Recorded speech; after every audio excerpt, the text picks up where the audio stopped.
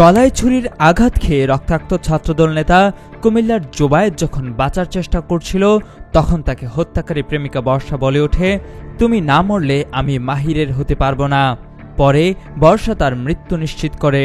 নির্মম ঘটনায় জড়িতদের গ্রেফতারের পর ডিএমপির মিডিয়া সেন্টারের এক প্রেস ব্রিফিংয়ে এসব কথা বলেন ডিসি মল্লিক আহসান উদ্দিন সামি।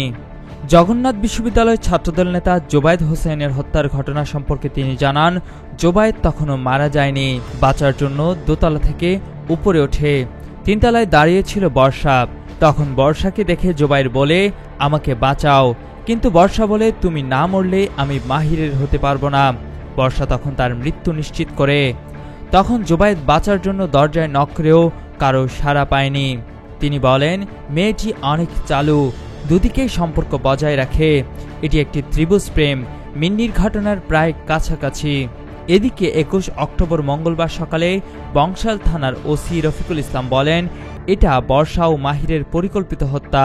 বর্ষার সঙ্গে মাহিরের সম্পর্ক ছিল, কিন্তু মাঝে আবার বর্ষা জোবায়েদের উপর দুর্বল হয়ে পড়ে। এ সময় বর্ষা মাহিরকে না করে দেয় এবং সে জোবায়েদকে পছন্দ করে বলে জানায়।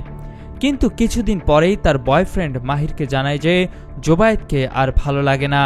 তখন জোবায়েদকে হত্যার পরিকল্পনা করে বর্ষা ও মাহির।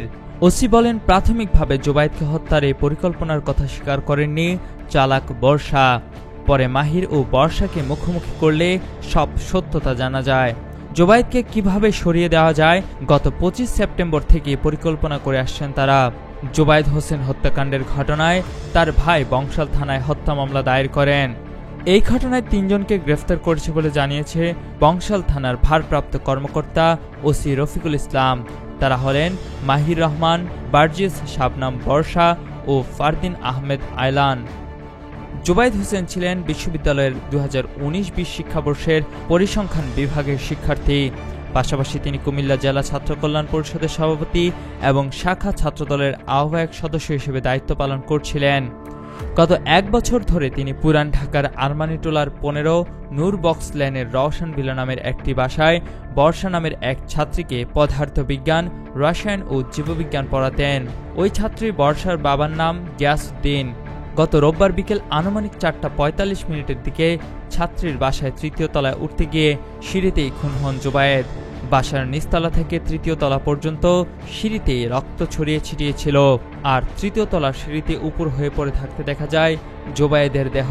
পরদিন জোবায়েদ হোসেনের মরদেহ তার গ্রামের বাড়ি কুমিল্লার হোমনার কৃষ্ণপুরে দাফন করা হয়। কুমিল্লার কাগজ, নিউজ ডেস্ক।